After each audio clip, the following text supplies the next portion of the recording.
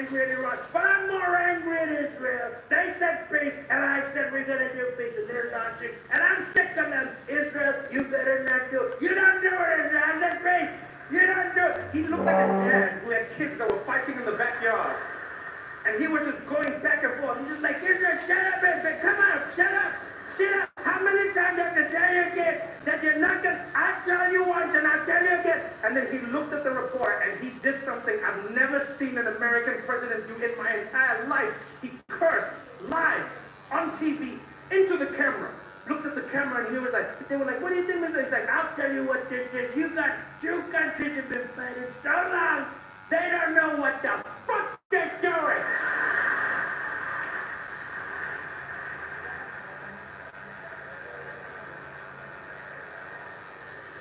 You're like, oh, Dad is mad. Dad is mad. And I don't know what was crazier, the fact that he cursed on live TV as an American president, or the fact that that somehow became bigger news than the actual bombs that were dropped. The bombs was like half a day of news. The biggest bombs ever dropped on a country randomly out of war with barely any news. And then Trump came out and he swore every news outlet, Guardian, BBC, Al Jazeera, CNN, you name it, all of them, Trump curses, Trump swears, Trump says F word, F word. I was like, damn, so the F bomb was more important than the bomb. Everyone on TV, we've never seen this before. We've never seen an American president curse on national television. This has never, I don't even understand what we're seeing right now. Donald Trump, and I must warn sensitive viewers, yo, you showed footage of cities being leveled by bombs. You said it just casually. Let me show you some of the bombs that were dropped here. Let me show you some of the bombs. All right, now, Trump said something. I must warn you, if you have children in the room, you might want to cover their ears. You might want to cover their ears because he said the F, but like people cared more about the words than the, it was the wildest thing. Wildest thing. I can't believe it. They were doing it as if the people in Iran were just like, yeah, no. The bombs are one thing. What he said. You can take bombs back, but words are forever.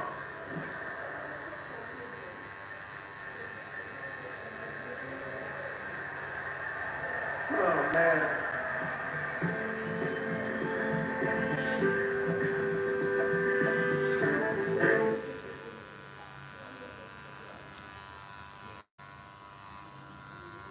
I can't believe we're here. When we first started this podcast, I didn't even think we were going to get guests. But the most important part about this podcast is how it's impacted you. Watching your podcast has changed my life. I broke down at the altar. I went to my knees. Oh, you couldn't meet your husband tonight. No, she did it. Swear to God. You guys got deep, dude. You guys sit with me every Thursday and tune into these conversations. Well, I think it's time that you guys join the conversation. Who wants to chat with me? You guys want to go the deep route or you guys want to go the fun route?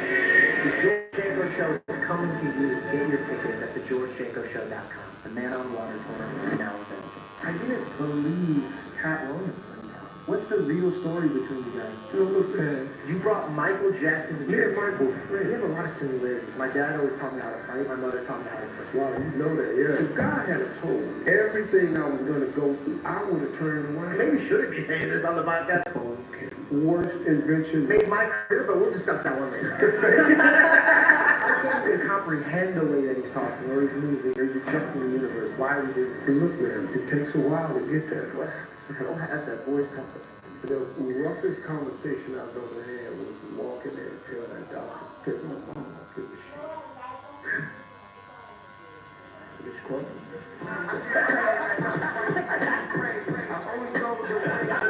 That's lovely, Julie. I love it. It's a real gift to be around. That was awesome. That's very first you give me something to think about. How long y'all been married? We just got married in September. Yeah. Yeah. But in July we'll be together for 5 years. Thank God that you have a good children because of that. Blue eyes, white skin, you know. Bloodline, dog. That's the same Assyrian genes as you. Yeah, you need, yeah, no, listen. No, listen. Here's the thing, shit. My father's been telling me. We're not that good. Just go make some money, let them do the rest of it. But my father taught me a valuable lesson. He said, son, it's your job to buy the house. It's her job to make it a home. Don't get in the way. If she want to put a pink couch in there, then pink couch it in. Yellow white spot. She want yellow drapes, just like it. Nah, I'm a pass on the yellow drapes. No, but you're going to let her put the yellow drapes on. Because in a minute, you're not even going to pay attention to it. Yeah. Because, somebody walks in the house and it's not right, they blame her.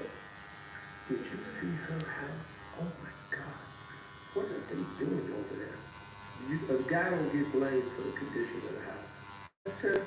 You get blamed for where the house is. Also, I'm just not good at that stuff at all. I told Bella, like, I don't know.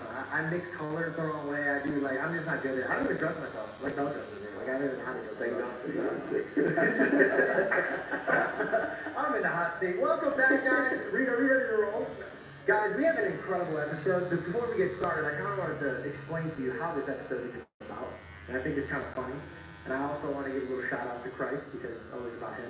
And, of course, I'm walking around the neighborhood, as you guys know, before I have Zaya on my podcast. And I'm just talking to God, and I'm like, God, I want a good episode, powerful episode. Like, help me find somebody of all these rosters and trying to figure out who I should talk to next. As I'm saying this prayer, I get a call from my dad. My dad's like, hey, you should have Zaya on your podcast. And I was like, yeah, okay. And a few weeks later, we had an episode. We had a good time. Like, we go to your house, we had dinner. And I'm at my house in Arizona, and I'm reflecting over it. And I just look up at God, and I'm like, just in such a thankful attitude. So now I'm outside, and I'm walking around the neighborhood, and I'm just giving praise to God. I'm like, God, thank you so much. You've been providing so much.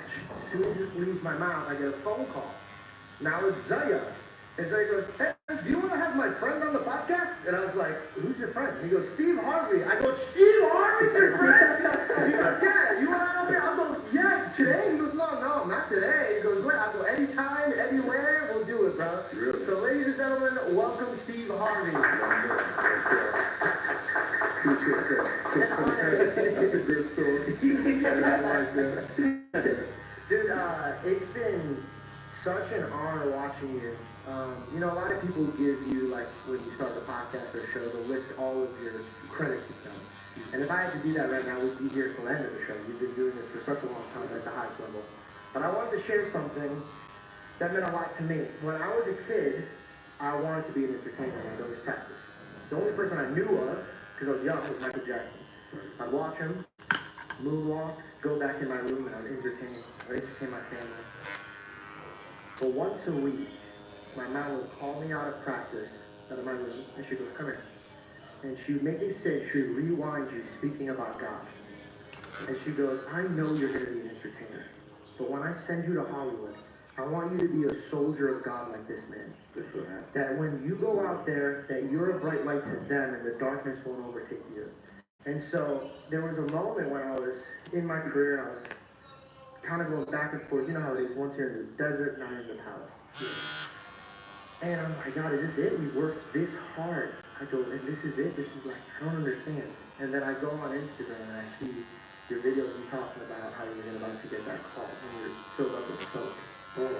And I just thought, man, how many people are like me that you help them just walk out of that desert, the Jewish people wandering, only to have faith in what God has done. Do you, I think my first question, I hate to go so deep, but I want to get right to it. Which one was it that do you feel impacted you the most? Because when I was watching your life, there was a part where you're in the wilderness. That's you bathing and showering in that room. And there was one where you're at the palace. And I don't think I'm at the palace just yet. So I wanted to know which one affected you, which one still kind of like lingers in your heart. Is the moment where you were washing yourself, waiting for that phone call? Or was it you in the kingdom when you're performing a special you already like just released, your mother just passed, now somebody's chewing you on the radio? Like, do these moments feel the same, or do they feel? Yeah, it's such a powerful thing to understand the journey, and you don't really understand the journey till you're on the other side of it. You don't get it when it's in the process. because most people, including myself, we don't understand the process. I do now. You know, like now when something negative happens, I understand the process because I've learned over the years that everything you're going through is God preparing you for what you asked for. Yeah. And that's critical for you. So the part that has kept me the most, I guess, is I have such a keen and profound sense of memory of every single one of my steps. I never forgot a single one. You know, somebody told me one time, I said, man, every time I look on TV, you're crying. Well, a lot of them ain't, that ain't, a lot of them ain't tears, a lot of it is scars. That it's like somebody pick a scab and open it back up. Like I'll be sitting somewhere talking about something that happened to me, and it's like I picked the scab open, and it's not tears, them are scars.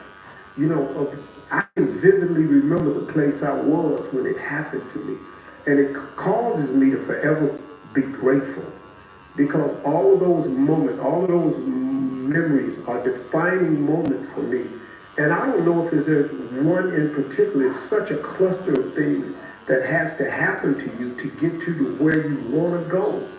And it's just understanding the process that has helped me the most, I would say. You know, so, man, when you sit there and you're going through it, you don't nobody want to go through it now.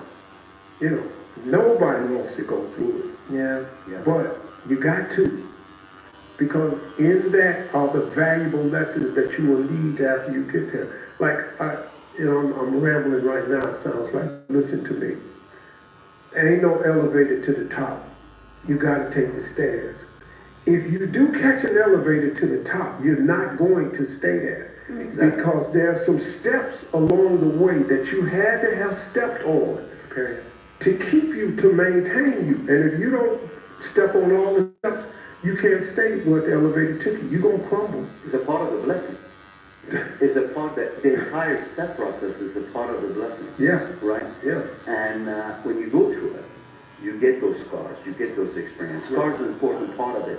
People usually don't see your scars. But every time you're brushing your teeth, you're washing your face, you see your own scar. Yeah. And it reminds you the journey, and it reminds you the important lessons you learned. Right. Otherwise you forget. It's human forget things, right? And that produces tears in you, man, because you go, wow. Because I'm so spiritually connected to the journey that God don't allow me to forget the journey. Man, you see people win awards and they get up there and they go down this list of all these lawyers, and I want to thank my lawyer, and I thank my agent, and I thank my publicist, and I thank Robert Crowns for putting me in. Hey man, where do you think them people came from? Exactly. God places those people in your path. It ain't them.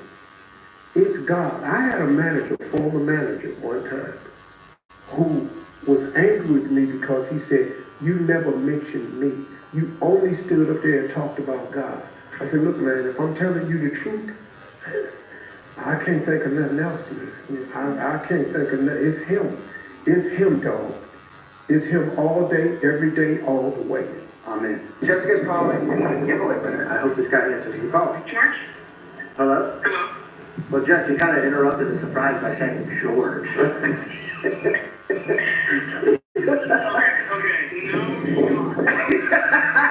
Dude, this was supposed to be way more of a surprise. Chris, congratulations, bro. Thank you so much for entering, and I can't wait to hang out with you, dude. Oh, this is crazy, man. I can't wait either. So you're from Tulsa. I live in Tulsa with my wife. We're youth pastors here. Do you want to be flown to Phoenix or LA? Is there one that's like more convenient that you would want to do? How about this? Talk with your wife. Whichever you guys want to go to, you let me know and I'll fly you guys out. Okay, Okay, dude. Chris, it was a pleasure meeting you, bro. Hey, likewise, bro. Thank you guys so much for watching and entering. I'll do some in the future if you guys want to hang out. Or maybe I'll do some giveaways where you guys can come hang out with me backstage on tour or anything cool like that. You guys let me know what the next giveaway should be. I like these things. I'll see you guys later and enjoy the rest of the episode. I'm realizing that my works are only a reflection of the wisdom that God puts in me. And I could work all day, but if I don't have the proper mind or spirit for it, that rock is not going to move over and that Lazarus is not going to come up. So my question is, because we have a lot of similarities. My dad always taught me how to fight. My mother taught me how to pray. I just saw when I was looking at you. You know that, yeah, it's built in you. So my one question is, and I never really heard you talk about this, and I want to really know, Did your mom ask you to ask God for wisdom? Yeah, I've only read one book in the Bible in its entirety. Proverbs. That's Proverbs. It's the book of wisdom and understanding. Changed my life. I started that at 15, and I've never read an entire book in the Bible except for Proverbs several times. The book of wisdom and understanding. It is your silver and your gold. Yeah. I'm not like blessed student. I'm not blessed as a scholar. I don't know a lot of stuff. But man, I got such a cold dose of faith for you. You look, man, you can outdress me, you can outdance me. This is my father. They can outdress you, they can outdance you, they can outthrow you, they can outjump you, they can outrun you, they can outsing you. But don't you let no man outwork you. You ain't gonna outwork me, man. I don't care what you do. So like, even if you know more than me, I'm just gonna outlast you. You get up at 5, I'm up at 4:30. You stay up to 11, I stay up to midnight. Well, I'm gonna just outwork you in every aspect of life. I don't know how. Without those two, my father taught me to be a fighter, scrap, man. I teach my sons that. Mom's off limits. Bruh, the dog in you. Develop dog in you. I'm on the internet this week, like, people take pictures of me and my wife when in Paris. And the big comment was, look at him. He walks all the way around to the other side of the car to put his wife in the car. And I wait till that door shuts, because now I know if she's safe inside. Anything pop up, I got this. I'm her protector. I was raised that way by my father. Yeah. And then my mother was a Sunday school teacher for 40 years. That was all faith. She prayed, God, the Lord, prayer, faith. And that's all I've ever known, even when I was living in the car. And I strayed away from God. You know, I was raised in the church, man, so. But when I went to college, man, ooh, I did a U-turn. Prodigal son vibes. Was there ever a moment for you, you know, when you're brought up in the church, you practice because it's a habit and your parents want you to be there. Yeah. But then there's a moment between you and God where he unlocks a true relationship with him. Was there a specific moment for you where you really felt Jesus' presence and you felt like you had a whole new rebirth with him? Yeah, because it wasn't the building, the church. It wasn't the building. What I needed was the relationship with him, not the building, man. You can go to church, I sung in the choir, I did all of that, man. But when I went to college, there was no building, there was no choir. And I kind of strayed away. And my darkest moment was when he stripped me of everything. And I was homeless and I was living in that car. He needed my undivided attention. That's why you see a lot of guys go to prison and find God. Right. Because he has your undivided attention. Yeah. You have to really wrestle with those guys. Right. Because now you're in a place where you really do need him. Because a lot of people in there ain't thinking about him. Yeah. And a lot of people find God in church. I found God in a car, in a state of homelessness. I feel like that's, out of all of the achievements you've had, has to be your greatest, like, one. Like, out of all of the work, the 7 TV shows, the king of comedy, like, all of the things, when you're sitting there at your old age, you have to be reflecting about you in the car.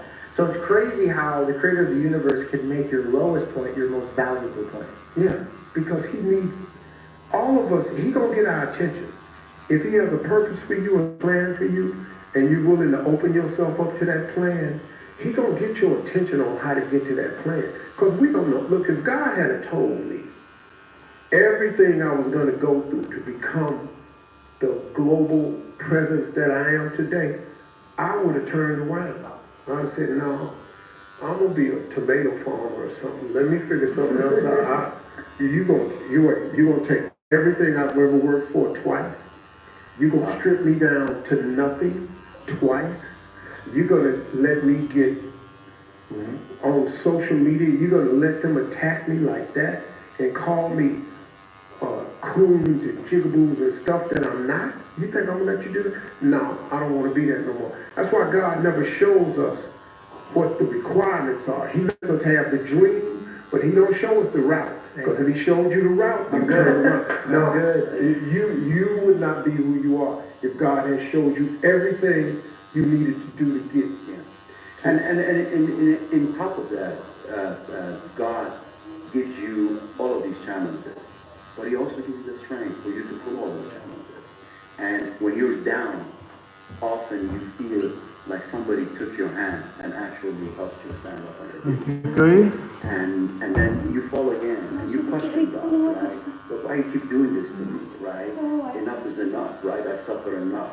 But he knows how much you have to suffer in order to get to that ultimate goal that you want to be. Yeah, have you seen that thing online? I'm paraphrasing it, but I asked God to make me tough. So he sent a lot of people to beat me up. Yeah.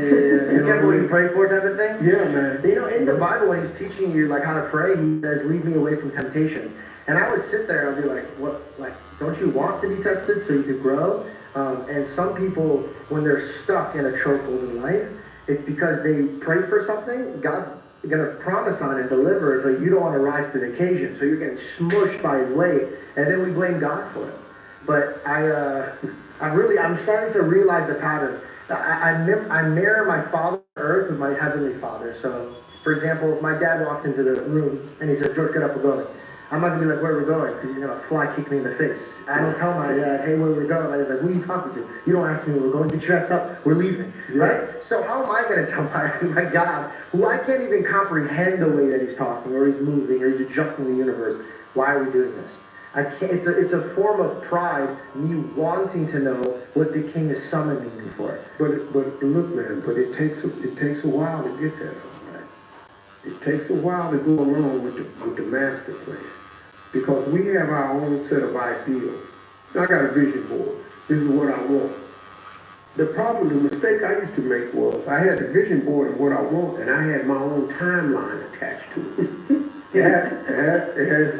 That's a lot of sleepless nights. There's a lot of disappointment, man, because I wanted everything to happen. Look, I don't understand why I didn't get famous sooner. I didn't understand why I didn't have money sooner. When I was in that car, at the 6-month point, I said, okay, God, I got it. He said, no, a little bit longer. After about a year in that car, I said, okay, I got it now. Whatever you try to tell me, I got it. He said, I know. Stay a little bit longer. 2 years in that car, I was done. Hey, man, I'm listening to you. I'm paying attention to you guys. Okay, hey, dog, you tripping. I said I got it. He said, now, I hear what you said, but I really want you to get it. And at the 3-year mark, when I was said, okay, I'm done. I'm going home, I'm washing up in this bathroom, I'm gonna call my dad and just see if I can come stay at the house for 6 months, find a job. I'm through. He said, okay, now you got it. Go make a phone call. I called the answer machine, and Chuck Sutton said, hey, it's Chuck Sutton from Showtime at the Paul. I saw a tape. Can you get to New York? Well, I had $30. I can't get from Pensacola, Florida to New York. And then I hung up and I was crushed, because the one thing I want to do is be on TV, and I got $30, and I got till Sunday to get to New York, and it's Wednesday, and there's no way I can get there. There ain't enough gas. He said, pick up the phone again, and I called back, and then Tom Sober said I had a gig for you in Florida. I went and made $150. I was so funny, the guy said, stay the next night. I made $300. Eastern Airlines had a ticket for $99. I'm in New York on Sunday. I went on Showtime at the Apollo that night, and I've been on TV ever since. But I was at the give up moment, and we all have a turn back moment. Everybody, all of us, you've had the moment where you thought, man, I can't do this no more. This ain't gonna work. Man, let me go do something else. No, man, I just needed you to get to this point so you could see that it's really me that's in control of this whole thing. Ain't got nothing to do with you, your time frame, nothing. This really me, man. I'm really in control of this. Now watch this. And then he ordered the people in my place, and the next thing you know, now it didn't fix everything, but at least the dream was coming true. He gave you enough to move on. Man, give us this day our daily bread. Yes. You know, my mom would teach me this, and she'd also teach me the Lazarus effect. There's going to be a moment in your life where you think it's dead. It could be a relationship, it could be an opportunity, it could be your work, it could be your friendship, it could actually even be you yourself. But God's waiting to see if you are trusting in Him. And so she opens up the Bible verse and she goes, why is Jesus weeping at Lazarus' tomb if He knows that they're going to be shocked in a few minutes? And I go, I don't know why. She goes, because He's weeping because He's feeling their pain, but He's also feeling their faith. Wow. So she said, that's why He made them move the rock.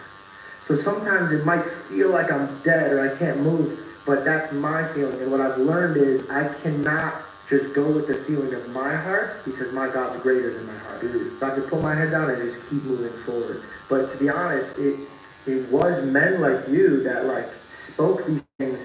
And so people come up to me and ask me, hey, why do you talk so vividly about God and why are you not ashamed? And the truth is, because of people like you that built me up. So my question to you is, why did you?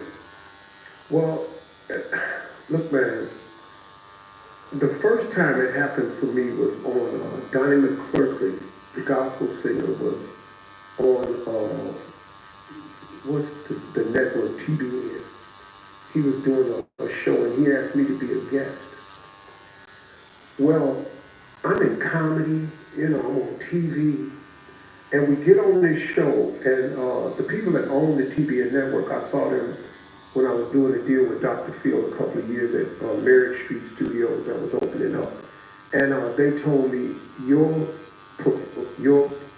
clip is the highest rated clip we've ever had in the history of our show.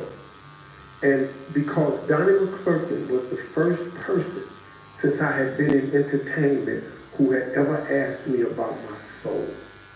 Wow. You know, man, when you're in comedy, man, people bring you on to entertain. He's a funny guy, here comes this guy.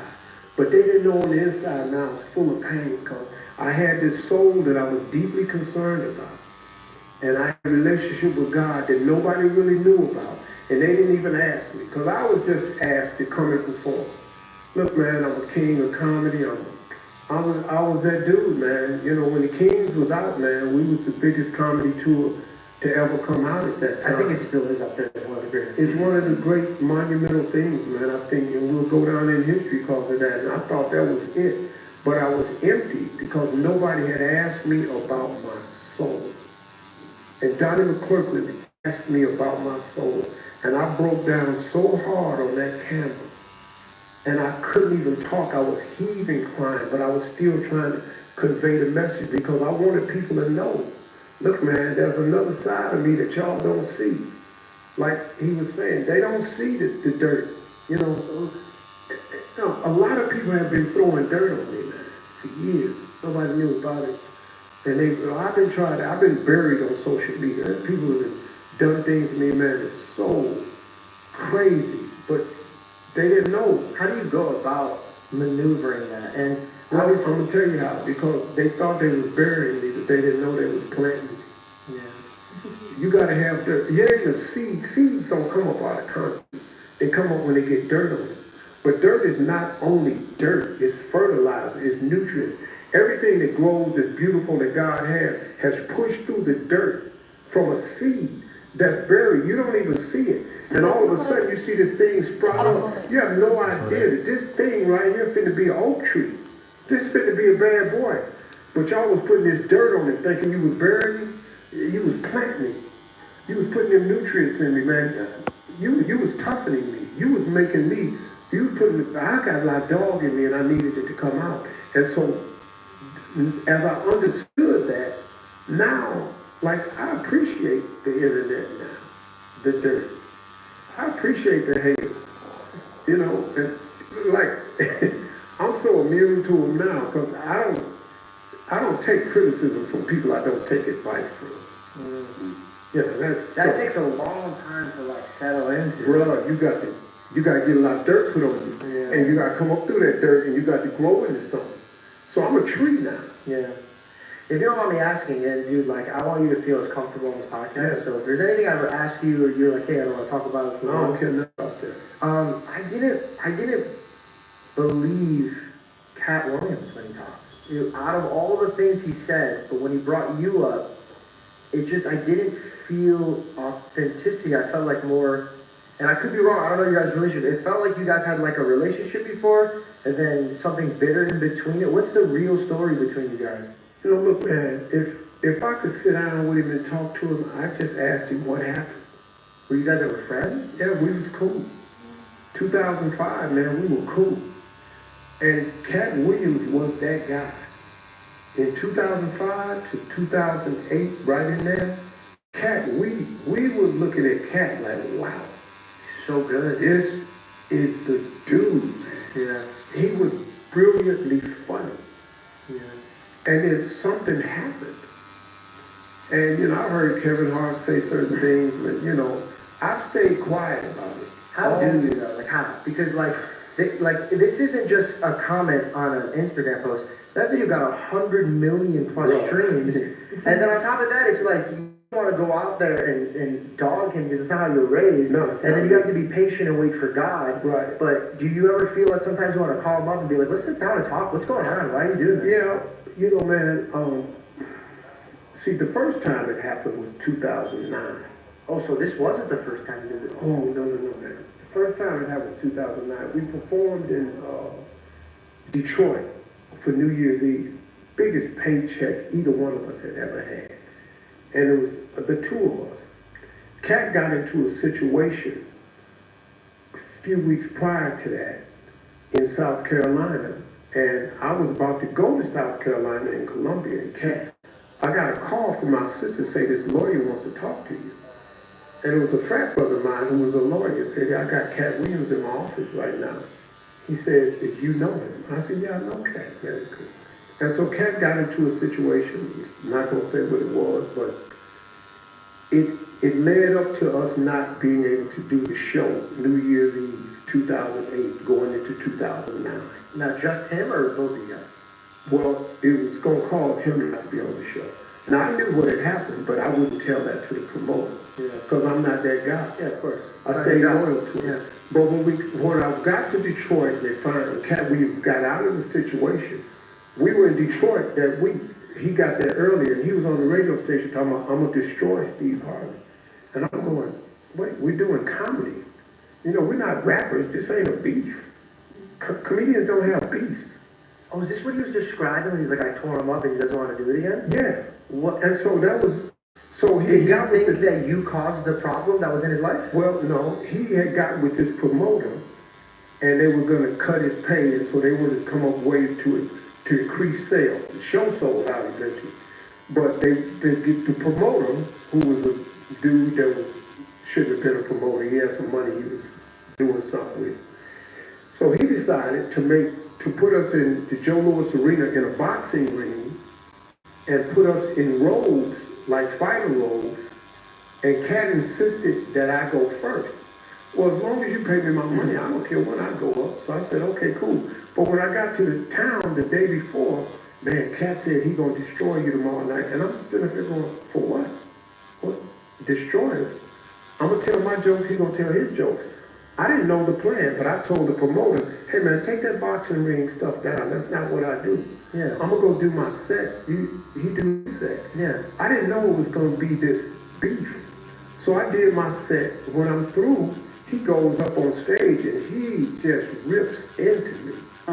And I'm in the tunnel looking at this going, what is happening? Because in my entire comedy career since or before that, that's never happened. You know, we go up, we tell jokes. Our jokes is make people laugh, entertain people. So I'm in the tunnel, my wife is with me, and she's seeing me, and I'm hot.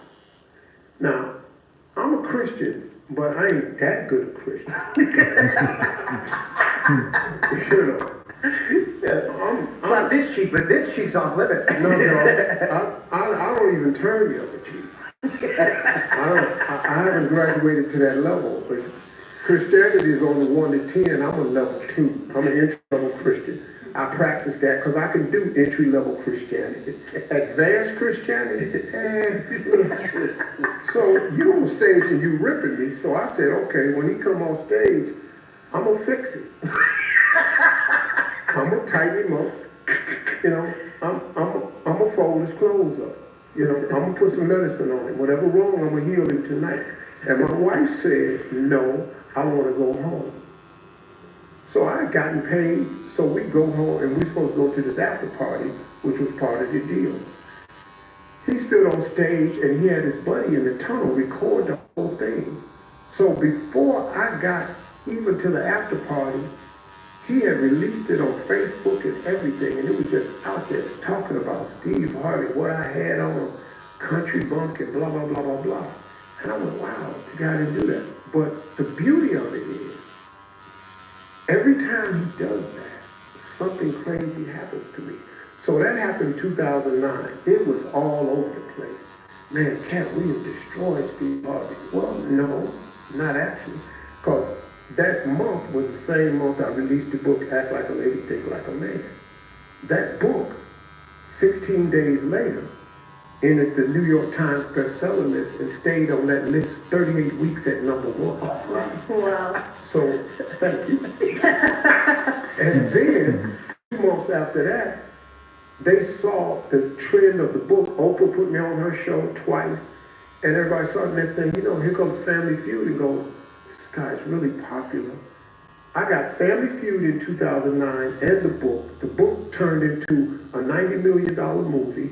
The book stayed number 1 for 38 weeks. And so I watched that turn into that.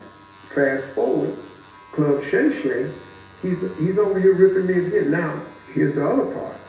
At the 25-year reunion of the HBO Def Jam, I was about to ask he you was about there. in Chappelle. A buddy came up to me, who's a street guy in LA, said, hey man, Cat want to talk to you.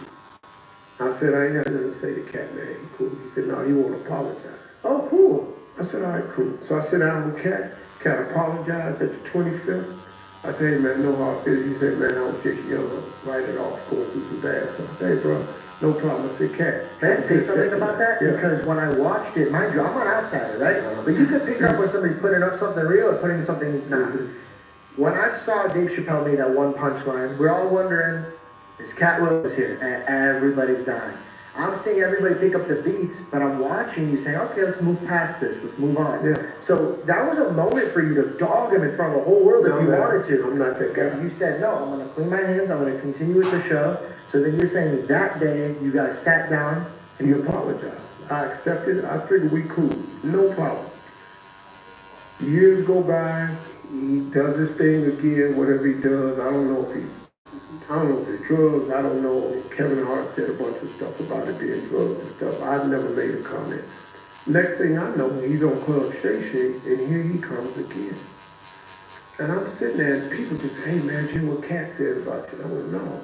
So the clip is everywhere. Yeah, it's the most viral clip ever. Yeah, it's out there. On Club Shay Shay. How'd you feel about that, by the way? Because that's a big deal, dude. That wasn't like a... You know, it bugged me, but see, I'm an insider, so I know the truth.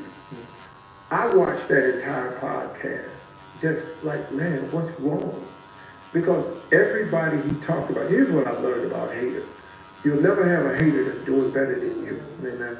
It was just too many untruths said in that whole thing about Ricky Smiley, and you know, you don't have the power to have the man's next role in a dress in Hollywood and a studio accept that from you. You're not that powerful a guy. You don't really turn down $200 million worth of roles. You didn't really do that. It made it seem like it was like the Illuminati was making you guys do all these things. Yeah, I don't even know what that is. I know Jesus. I've never learned what Illuminati was. I know Christ. Amen. I know ultimate source. So when you're talking about Illuminati, I'm oblivious to that. I don't even know what you're talking about. Also, how could you be a Christian man and then every chance you get to speak on a microphone, you're not building your kingdom, you're just tearing down everybody else's. You can't, blowing out my candle ain't gonna make yours brighter. So, bro, to sit up there and talk about all these men who are accomplishing stuff, I just felt bad for him. And I just wanted to go, man, what's wrong? What happened, man? Because, like I tell you, man, Cat was one of the coolest comedians I've ever seen come along in a long time. You know what it is? Like, I've realized that Jenna. you by God, you will know this. The higher God takes you, the more you start to kind of think it's you. Like you could sometimes fall into the prideful of like, oh, I did this. But if you walk with God every step, every fall, you realize when you're up there, it ain't me. But some people really wrestle with the idea. It's like it's him plus me, and it's like, yeah, well, if it's him plus you, you're gonna have a lot of Dia problems. sedang keseklaran dengan jalan sini. You know, man, I would easily sit Okay, there bye. because I'm at a stage in my life where, first of all, nothing you've done has stopped anything God Sila has. Prano, signo kuminaw, tapos nagsiya pa isip. Nothing, man. I mean, You think he's hurting? Sali. he has to be. Seems like envy.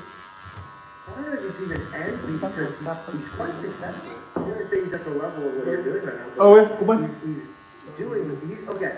God forbid, far from that, but when he does pass Yeah, the chin. down, right? He is outstanding. Yeah. Even if he keeps going on the path that he's doing, where he's burning his bridges and doing whatever, you cannot take away the ability that God gave him.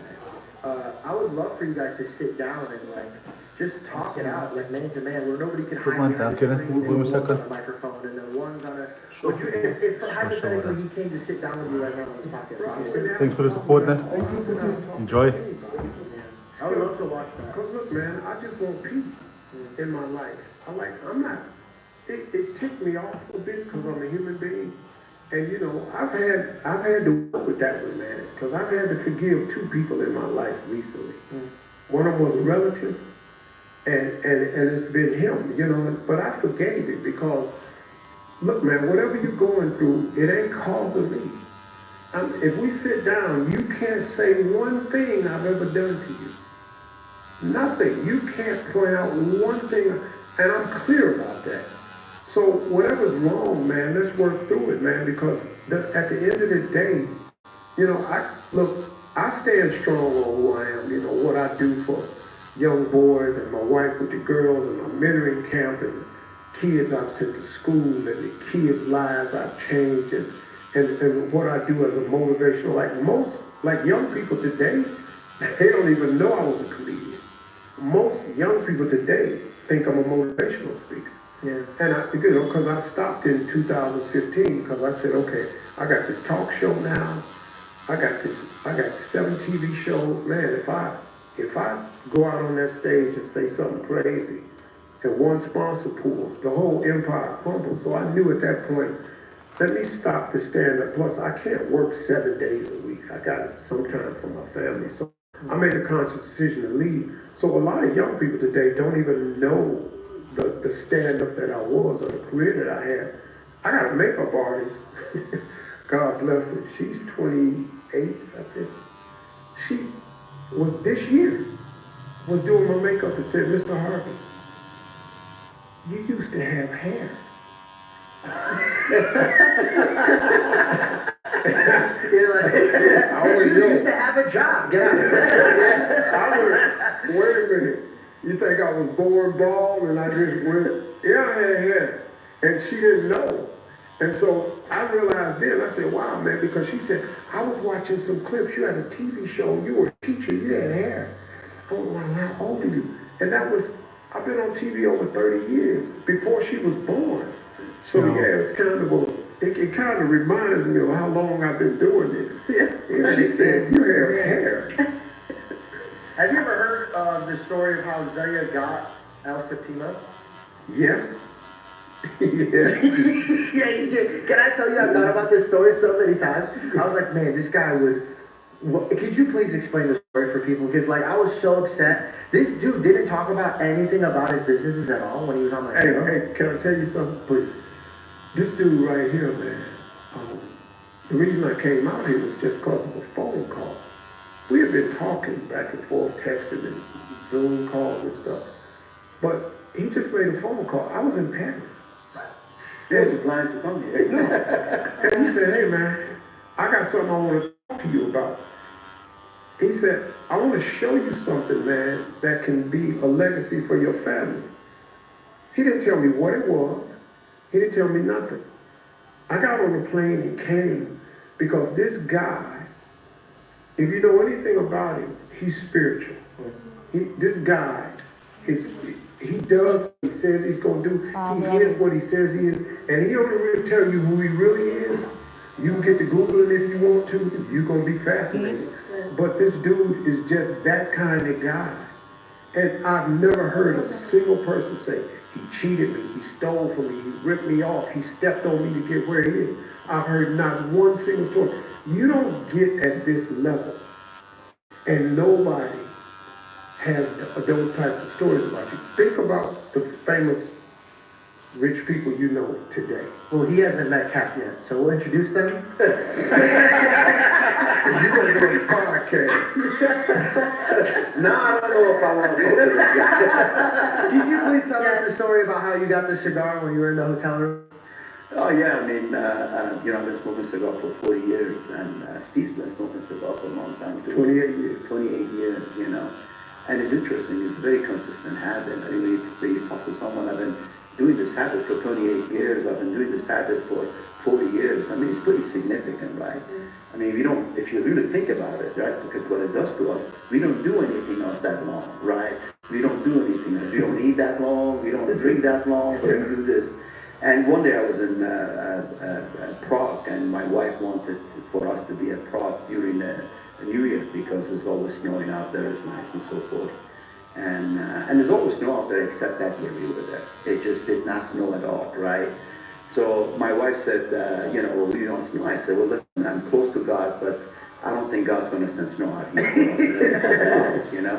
And then I knew it meant a lot for her, for the kids. So I know the closest place to Prague is Berlin. You can go to Berlin in Germany. It's 2.5 hours of beautiful train ride, and you have plenty of snow there. So I called a friend of mine who's the president of Dorchester Collection. I said, hey, you have a palace out there. I want some room in it. He says, great, I'll have somebody call you. So the general manager of the hotel called me, and he said, Mr. Yonan, tomorrow's a New Year, you know that, right? I said, yeah. He says, well, after New York, Berlin is the second largest New Year party in the world. 4 million people come right outside of the hotel because it's Banneberg, right? So they celebrate New Year there. He says, so we don't have any room. I said, look, I want 5 rooms, so call me back in 15 minutes, give me the room number, and I hang up on him. So shortly after he called me back, he says, I got your room, but you have to take 14 rooms. 10 minutes ago, you had no rooms, now you have 14 rooms. And he said, the royal family, King Abdullah, when he was alive, he passed away, him and his son took the entire floor of the hotel for them and for their family members and so forth. And when he inquired about it, he found out that his son is actually not coming in until after New Year. So he asked the people of the king, is that okay if I rent it? They said, well, if you rent it for one family, it's okay, right? But they have to take that entire section because you can't bring more people on the floor, right? So we went out there, and next morning I get up, I had a breakfast, and I love to smoke a cigar, right after breakfast or during the breakfast. So I told my wife, I said, let me go out there, just take a few puffs, I'll be right up, right? And as I'm going out there, I see an entourage of people walking by, right? And I never take the car key for the rooms because I always, somebody opens it, right? So I said, shit, what am I going to do? I can't get inside. I don't want to get out of this thing. I said, I'm going to put my head down, he might think I'm some kind of bellboy or something, pass by and I'll take the next elevator. Sure thing, he walks by me and, people went away. I saw the king right in front of me. He said, Mr. Yonan, your kids make a lot of noise at night. I said, Your Highness, I'm sorry, I'm blessed with 5 kids, so obviously they're healthy, they make noise. He says, nah, I'm joking. You going down? I says, yeah. He says, let's go together. So we go to elevator together. It's me and him and a couple of his guys, and I have the cigar in my hand, but I'm holding it. I don't want him to see it, right? Because I knew he smoked cigar, but I just didn't, I'm polite to do that. So he says to me, smoking a bad cigar is bad for you. I said, no, but this is the best I can find. And he asked one of his guys to take it away from me. And I said, shit, I lost my cigar. And this other guy opened the box. He said, this is a cigar you should smoke. And he gave me El Septimo, 2 El Septimo, double shot. And that is actually Steve's favorite cigar right now. Yeah. Right? For kings, man. Yeah, cigar for kings, right? So, king of the comedy, right? So anyway, so I went outside, and it was snowing cold, And I was wearing just a light jacket like this, but just for a few minutes, right? And then I got mesmerized so much by this cigar. It just never happened to me, right? I mean, I can never eat a food that I say, oh my God, this is great food. I can never drink a drink that I say, oh my God, this is the greatest drink I ever had. You know, it's nothing to me, right? But this cigar did something to me. As I'm smoking it, I suddenly noticed my wife screaming at me, are you crazy? You're outside? And I'm looking, I got snow all over me, and without realizing the time has gone by, right? And so anyway, I knew I couldn't get a hold of the cigar, just to make the story short, right? No, don't shorten it. This is a great story. So then down the street is the oldest cigar store, three-story cigar store, established 1711, right? And I buy cigars from them for the longest time. So I went to the guy, his name is Albert. I says, Albert, I want a couple boxes of this cigar, and I had one in my hand because he gave me two. He looked at it, he said, where'd you get this? I said, why? He said, where'd you get this cigar? This cigar people cannot get. It called Cigar for the Kings. Only King smoked the cigar. And he said, oh, it's the King Abdullah, because he knew he was there at the hotel, right? So I says, yeah. He says, give it to me. And he took it from me. And I said, well, give me a couple boxes. I said, you don't have any boxes, but I'll take the cigar from you. You can pick any cigar you want, Cuban, any cigars you want. But I'm going to keep this. Because I always wanted to smoke one, and I never smoked one. By the way, terrible service for cigars. So I didn't take any cigar from him, so I gave it to him. And I went to my room, and I'm wondering, is I'm going to get a hold of my hand some of these cigars. And I walked into my room, my wife said, somebody dropped you this box. They dropped off the box that it was full of El Satino cigars, right? So anyway, we started smoking it, and there were a lot. There were 10 boxes. Each box had 20 cigars. So we started smoking it during our trip. We came home, we started smoking it, and I've been smoking with my wife since I married her, 34 years. We love smoking together. Great woman. Right? Yeah, we talk about kids, we talk about life. You know, it's a moment that we can reflect, and our soul is clean, we are patient, we talk, we listen to each other. And so we started smoking it. So one day we ran out of them, obviously. One day I'm walking outside with 2 cigars in my hand. My wife says, where's El Satino? I said, well, I don't have El Satino, but I have this great Cuban cigar. She says, no, I don't want to smoke it. I says, oh, come on, stop being bougie. I mean, Jesus Christ. We don't have that cigar. So what? Let's smoke this damn Cuban. That's supposed to be the best cigar on the board. She says, no, thank you. I'll pass. At that time, I realized there's something special about the cigar.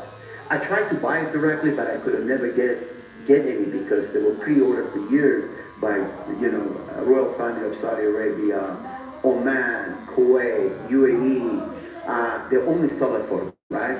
And one day I'm actually in Paris, right? And I asked my wife, I said, hey, I'm coming home. Do you want any cigars? And do you want anything? She said, no. I thought she was going to ask for a purse or something. She says, no. But if you want to bring me something, bring me some of the Satino cigar. I said, here it goes again, the Satino cigar. So when we sat in the aircraft, I told the guy, I said, go to Geneva. He says, you can't go to Geneva if you don't have a tel number. Because when you travel, you have to have a tel number before you land, all right? They have to schedule the lands. I said, This is Rich. yes. When you said this to me, I was saying, by the way, I'm kind of, you shouldn't be saying this on the podcast. Well, you should do it because you can get away with it. Not only that, because as Steve said, in this life, we are always afraid of one thing, Lord himself, not a human being. So I said to the guy, to the pilot, I says, get on the plane, go to Geneva, right in the air, do a SOS call. He said, I will never do that. I said, well, why? You're on my payroll. Why do you care? He said, no, I will never do it. I will lose my license. I have to pay the fee. I said, take care of your fee. I will lose my license. I said, you sit home, you get your pay, and you don't have to fly anywhere. Right? He says, okay, but this liability is on you. So anyway, we did the SOS call without any question. They said, land, and when you land, you do the SOS call, the technician comes in, you say, I saw this problem, either he finds it, he doesn't find it, right? So I went to the place that the head office of the cigar company was. I sat outside, I said, look for this guy, short guy, bald-headed guy, nothing personal, bald-headed guy. Wow. I said, as soon as he comes out, I got thrown into the store. I said, as soon as he comes out, bring him out here. The guy comes in, and one of my attorney, which is a French guy, for French, he's really tall. This guy is trying to bring this short guy to me, and he doesn't want to go. So I don't want to meet this American guy. By the way, you skipped the fact that at the restaurant, he brought the table and service outside so he can watch when he comes out of the building. Well, it was like a psychopath. it was December, and this is a 2 Michelin star restaurant in Geneva, right?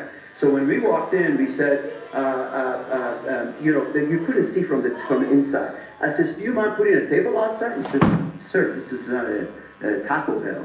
This is a Michelin restaurant. No table outside. I said, call the owner. Owner came in, which was a chef.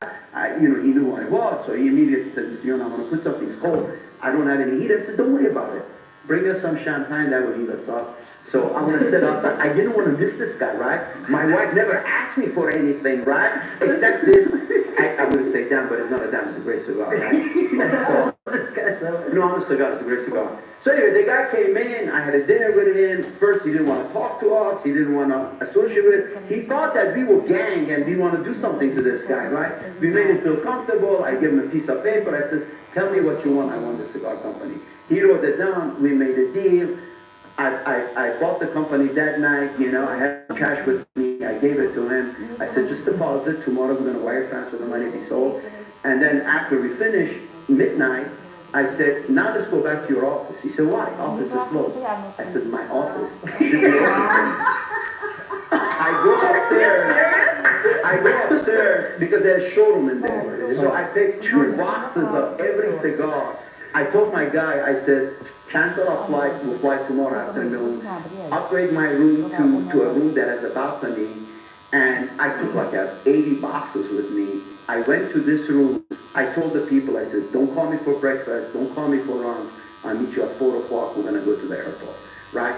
I opened the window, I laid all the cigar on the bed, I pulled them out, I touched them, I felt them, I smelled them, I looked at them, and I smoked from 1 a.m. to 4 p.m. the following day these cigars. And then when I went home, I got my wife what she wanted, El Satini cigars. Wow, that is a story. Big story. I mean, that's how I met Steve. Steve, You went outside at his house too, but Steve, I want to talk to you. Steve, one day. But he bought the company. Yeah. That's what, I want the cigar. No, I cannot say, okay, cool. Here go a check. Now, open my office tomorrow. That's the story I'm moving from. It reminds me a long time ago when I used to work for GM, I was the president of Oldsmobile division. I was talking to the chairman, Jack Smith, back then. And the chairman one day told me, he says, you know what my dream is? To buy Opel. I said, why would you want Opel? He says, Opel is very well respected European car, and they have a good market share. It's difficult for us to go establish ourselves out there. I said, oh, okay. I said, by the way, I gotta go to Germany next week. You need anything? He said, no. So I flew to Germany, went to the Opel headquarters, right? So I went to the Opel headquarters, they knew who I was, so they let me in. I met the chairman, a German guy, I met the chairman. I said, we want to buy your company. He get up, he opened the door, he said, Mr. Yonan, as American people say, get the fuck out of here. No way. I said, I will. You gotta listen to me. You have 2 choices. Choice number 1, sell Opel to me. Or choice number 2, I'm gonna flood German market with our Chevy cars, and I'm gonna price them half the price. I swear to you, you wouldn't sell a single goddamn Opel.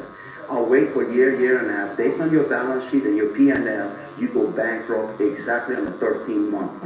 At 13 months, I'm going to come take over your company. I have to pay a single penny for it, and you're going to lose your job. So you have a choice of selling it to me or selling it to me. Which one do you want? He closed the door. He kindly sat down. He says, you American, everything is with the force. I says, no, it's not with the force, it's with the love. But it comes forcefully, right? Just a So I little bought the bit. company. Anyway, that's the story of it all. But here's the moral to the story. Yeah. And the funny thing is, one day I'm sitting in my I office, got it for you. he goes, Steve sometimes goes to this cigar lounge where he lives, right? In Atlanta, he smokes a cigar. So this cigar shop owner always calls me, and I always ignore his calls, right? I mean, how much you want to talk to this guy, right? So one day he calls me, I ignored me. He says, don't ignore me, you're gonna pick up the phone. I have Steve Harvey here. He wants to tell you how much he loves your cigar. And I've never met Steve Harvey before that. And apparently Steve Harvey went in there, he gave Steve Harvey El Satino cigar, and he says, try it.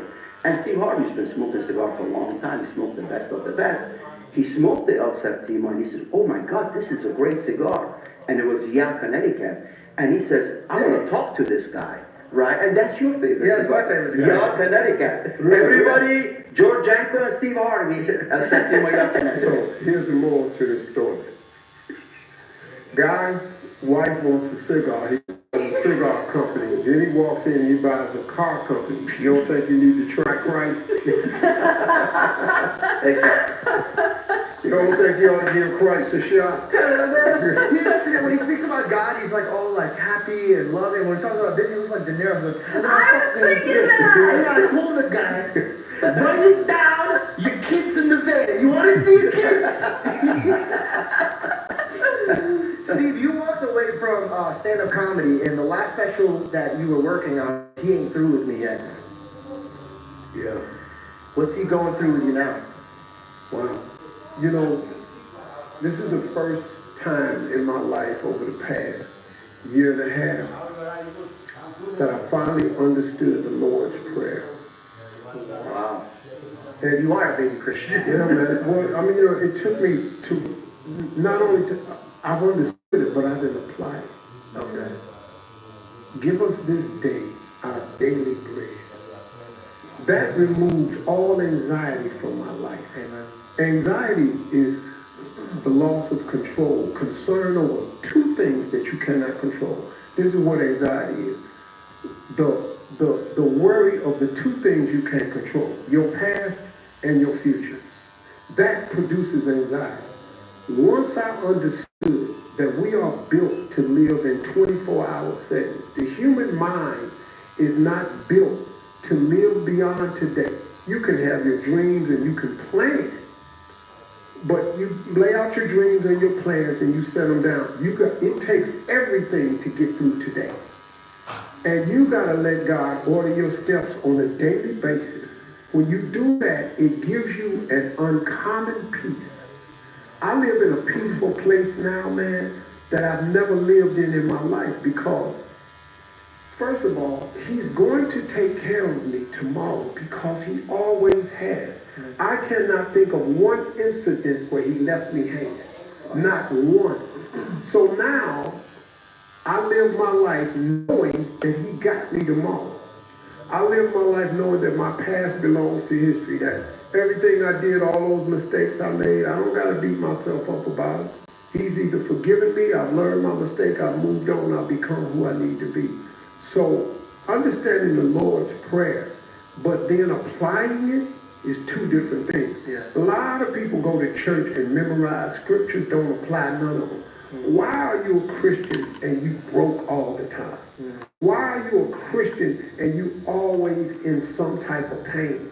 Why are you a Christian and ain't none of your relationships working? Why are you a Christian and ain't none of your dreams and aspirations coming to fruition? It's because you're learning, you're memorizing scriptures, but you're not applying them.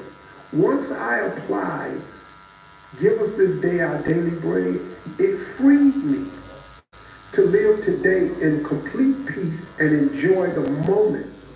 I did something in Paris that I wouldn't have done 5 years ago. I did something for my wife because I normally, you know, I do stuff. If I strike a deal, here's the reward, da-da-da-da-da-da-da. My wife wanted something, it wasn't that big a deal, but it was, nobody could find it. And somebody found it, but it had a little premium price on it.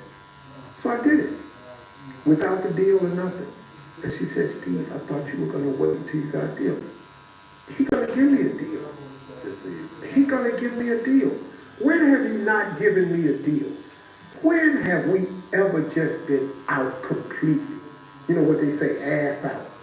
But I can't remember the last time I've been ass out. Because he always supplies your needs for this day. And that coming to that understanding, man, completely put me at peace. Where like, I come down here, he just told me about this podcast. But I asked God to order my steps. My wife said, Steve, you going to LA for what? I said, I'm going to meet my buddy, Zaya. And she said, for what? I said, I don't really know. She said, you're gonna go from Paris to LA? We can go to Atlanta, we can go home. What are you doing? I said, I'm going out there. She said, Steve, what is it? I said, I don't know. I don't know. I really don't know. We've been talking, and as we said, then he started revealing it to me. I just told my oldest son to come with me, because he's my guy. My son stays with me, man. Yeah. He covers my back, he watches stuff for me. He don't let nobody. He watch everybody. My dad, because I gotta move differently. I just brought my son because he has a memory.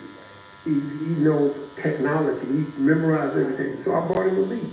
And to sit down with this man, because faith is belief in things that you cannot see. Yeah. And so you ain't got to see everything. You just got to have the belief. I mean, why would God have me come? Now, little did I know, I didn't know this until yesterday. He said, if I get a chance, I want you to do this podcast with me. But it's going to be talking about Christ. Okay, cool. So, bro, we over here at your place. Dog. Now, my son knows who you are. He's a fan. Thank you. You understand? So he said, Dad, this dude right here is dope. You gonna love him because he talk your language. But this guy is so spiritual, but he's like the combination that I am. My mother was a Sunday school teacher for 40 years. She taught me nothing but faith. My father was just a dude, man. He was just a gangster. My father was a man. Fight, dog. When they bite you, bite back. Yeah. They swing at you, swing back. That's why I don't. And the turn the other cheek thing, man, It's a reflex when you have the jab. if you slap me, I'll turn the other cheek, but when I come around, you really don't need to be there. When I spin back around, I'm coming back with some more heat for you. You know, Steve and I is going to do something together, and I figure the best way of doing it is by blessing.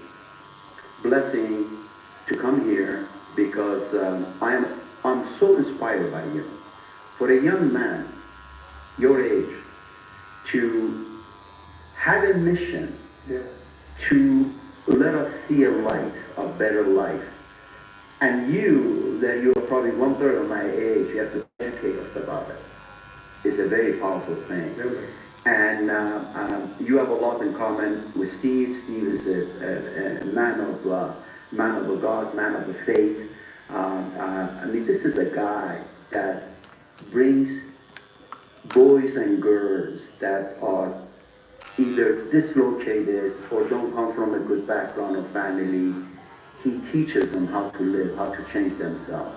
He has done it. How many boys and girls?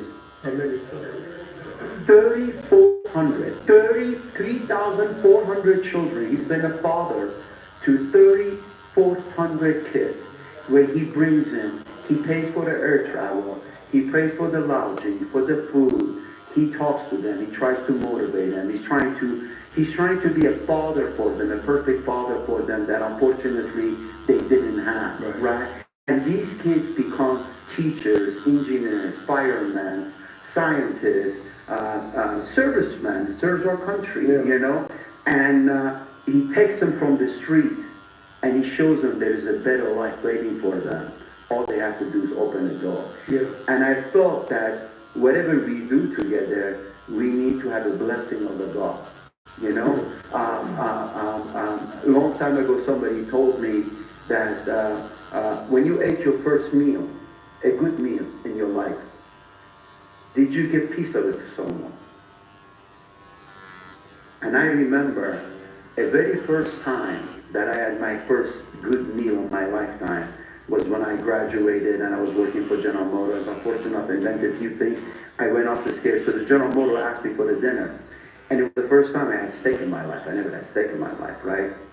And I remember back then, which I totally forgot about it, and I saw a family come in, and you could tell the family was looking at the menu in this restaurant. It was somebody's birthday or something. And I said to the waitress, I said that, please, I'll pay their tab. And I said, don't bring my food. And we were there before then. I said, don't bring my food till you bring theirs. I want them to take the first bite before I take my first bite. And that's what we're doing today. We're trying to do something that should have been done a long time ago, bring America back to what it was 40, 50, 60 years ago, where there was no division. There was brotherhood, sisterhood, neighbors loved each other. Yeah, the house wasn't divided. The house wasn't divided, right? I remember the incident a couple of weeks ago. A guy shot another guy because he parked in front of his car, right? You heard about that in California, right? Man, you know, where old days America, you can park anywhere you want, and sometimes your neighbor will come clean your car if you have too much snow on it, right? So something happened to us, right? And with this podcast that you're doing, I think we are finding our ways to go back to those and changing our ways. So I figured before we do something, we need to be blessed by God. If you're going to be blessed by God, you got to do something good for God, right? Because people like you are waste of God. Because you know, what he's saying about you is right, man. You're special too, man, because you don't see a lot of cats willing to talk about faith in God. You know, it's like a secondary thing for most people, or it's a hidden thing. People are ashamed of it, you know. Like my mother, when I was a little boy, she used to tell me going out the door to school oftentimes, not every day, but she said, boy, remember this, you different. She said, I don't know what you are, but you different. She said, God gonna give you a big house up on the hill one day. When you get that house up on the hill, you got to show some other people how to get up on that hill too. She said, you have to. Now, ironic, the big house I live in today is on a hill. Wow. I don't think it's that ironic at all. And you know, it made me cry when I bought this house 5 years ago, because it was I could hear my mother. Now my mother's gone, right? But I could hear her saying, one day God gonna give you a big house up on the hill. You can't get up on that hill and don't show nobody else how to get there. What a blessing. She blessed you back there. That's crazy, man. And you know, it's crazy and amazing. You guys said some kind words to me, but even your son even acknowledging my work is crazy, because I mean it when my mom used to pull me aside and say that. So you did show me where the hill was. And I was like, okay, cool. I could be where he's at and not forget about the guy who brought me here. Exactly. And so I was just like honest, and I just talked about stuff on stage. If I'm doing stand-up, I'm telling them like my perspective, and I'm not hiding it. And you know, I think of when you say your mom teaches you, remember them when you're at the top of the hill. But I also remember the Bible verse where God is so generous and he's telling everybody, come to the banquet. Come. And people were like, no. And then they would go to the homeless and say, come to the banquet. And he kept saying, there's so much room at the table. And so if I truly believe in this God that's filling my cup and filling my plate, if I believe that he could do it for me, then what kind of man would I be if I couldn't go run to my neighbors and say, come eat, come drink? Like, it's for all of us. It's not just for me. And I think that I pray that when I'm your guys' age and I keep moving, that I don't forget this and I keep moving in that direction.